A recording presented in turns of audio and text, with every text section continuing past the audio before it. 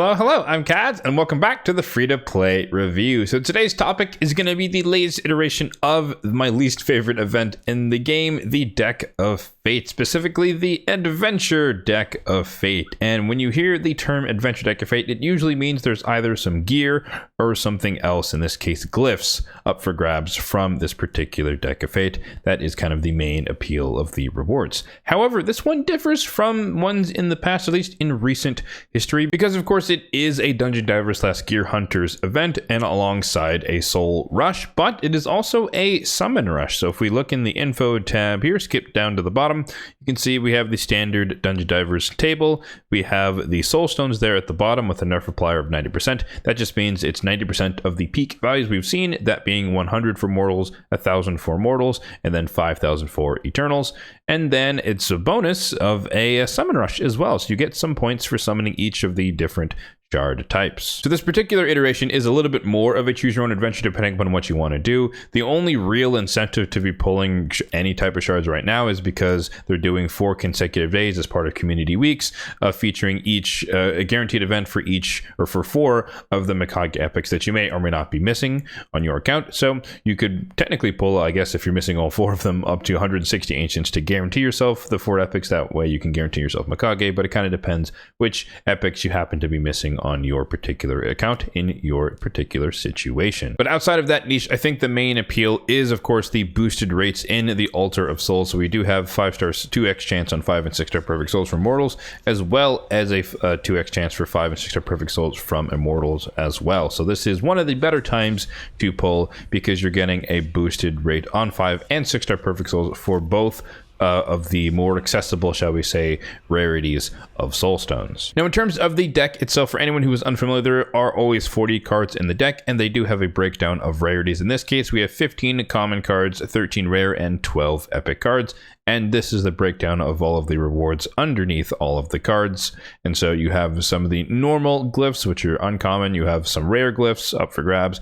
And then you have some epic glyphs as well up for grabs. But there's also a couple of shards in there, some dust, some powder, legendary tome, primal shard, and some chaos ore to boot. The main gimmick for Decks of Fate are that if you get 3 of a kind in a row, then you get to roll on these respective tables. So if you get 3 commons in a row, for example, you get an extra chance at a rare glyph. Same thing for rares. 3 rares in a row, you get an epic glyph, and then 3 epics in a row, you will get a legendary glyph. But the good news is that this particular iteration does feature pinned rarity. So you can pin the epics and the rares to preserve a streak such that you can get 3 of a kind. Otherwise, without pinning, it's just kind of sheer luck whether or not you can get 3 of a kind in a row.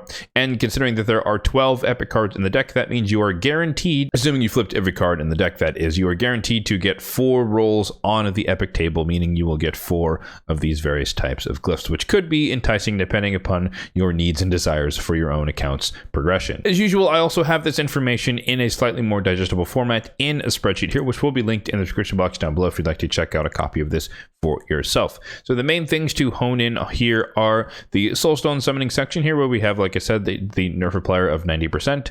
And so if you wanted to get all 40 of the flips exclusively with mortal Soulstones, it would be 445, which is a ton. It'd be 45 immortals, which is also a ton. And then you have 9 on the Eternals, which is also a ton. But of course, you could mix and match between Soulstones and some shards. And so if you wanted to do that, you could technically pull 13,000 mystery shards. Probably not the best way to do it, but nonetheless, don't forget that mystery shards do count for points. So if you're kind of missing a little bit, you need the last 4 or 5 flips or something, you could do it with mystery shards, which is, basically free. 308 on the ancients if you wanted to do all of them, 115 voids, 50 primals, or 20 sacreds. Of course, using the higher rarity shards is probably less incentivized in terms of the rewards here for just going for glyphs, which you can of course farm over time long term in hard mode faction wars. But again, if you're chasing some of the Mikage epics because you're close to Mikage, you're 1 or 2 epics away, and that's the last one you need, then it could be worth it to pull your ancients on each or whichever respective day, and then I would also make a dent into the deck, and then you can do the rest in Soulstones or whatever else. The last thing to mention, of course, is the Gear Hunters section. So we have this massive table here, which kind of breaks down the average amount of currency you're going to get per run or per energy, depending upon these typical dungeon stages that people run. So normal 20, 24, 25, hard mode 6, hard mode 10. And the main takeaway here is that in terms of currency per energy, stage 20 is still the most efficient. So if you want to be energy energy efficient, that's the way to go.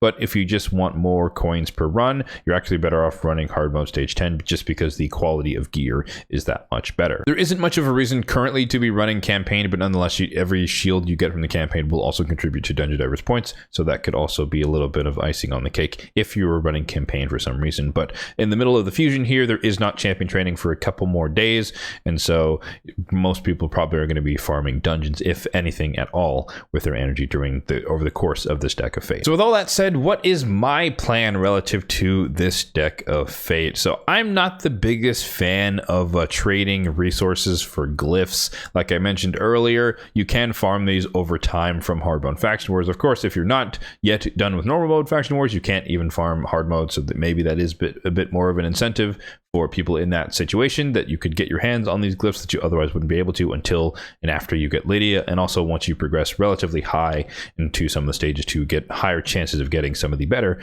glyphs. But nonetheless, for me personally, I'd rather just wait and farm them from faction wars. I'm not really that obsessed with trying to like super max every single, quad speed roll to be the maximum glyph or whatnot. I don't really have that many quad speed rolls to begin with, but I digress. So to me, this is just not really worth it in terms of trading Soulstones and or Shards for glyphs. For a good champion, good guaranteed champion like Hilvi in the past, that was a great deal in my opinion, or just other things. Maybe even like bolster gear would be kind of enticing to me, just because as a free-to-play player, forge passes aren't really a thing, so I really don't have much bolster at all, so I would definitely do something like that. But glyphs, not so much, again, since I can farm them naturally over time from Faction Wars hard mode. That being said, though, I will admit that it is quite tempting, just because the boosted rates are good in terms of the 5 and the 6-star perfect souls for both of the good Soulstones to use.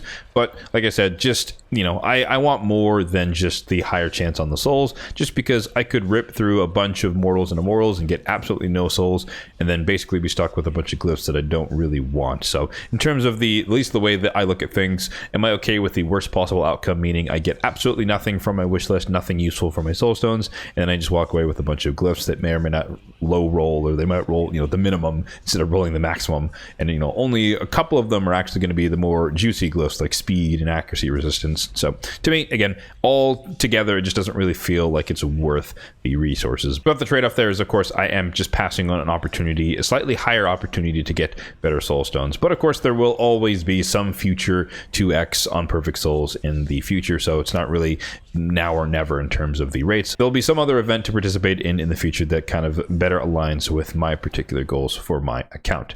In terms of a formal recommendation for all of you, though, however, it kind of depends, like I said earlier, what you're looking for from this. If you are farming normal mode, you haven't got Lydia yet, and you just want a chance to get some higher tier glyphs that you otherwise wouldn't be able to get, then it could be worth it to pull some Shards and or some Soulstones. Again, if you're looking for the Lady Mikage epics, it could be a good idea to pull some Ancients. 40 is hopefully relatively cheap and accessible for most people, especially if you only need 1 or 2 of those epics. Of course, if it's not the 4 epics aren't the ones that you need, then that is not as much of an incentive. And then of course the holy grail here is that the 2x on Soulstones could be tempting, could be useful, could be beneficial for a lot of people. I just have a lot less faith in that system. Most of the champions on my account that have blessings, I have slowly over time farmed them or bought them from the soul merchant. I haven't really depended upon Soulstones. They haven't usually delivered all that much in terms of souls for me, but nonetheless that could be different for you depending upon how your luck has been. So there you have it. That's going to do it for the free-to-play review of the Adventure Deck of Fate. Let me know in the comment section down below what your plan is relative to this iteration of the Deck of Fate. If you're going for it, are you predominantly motivated by the Soul Rush aspect or the Summon Rush aspect? As always, if you did find this video helpful, then be sure to hit that like button down below. It really does help out the channel, and feel free to hit the subscribe button down below as well, if and only if you're enjoying the content overall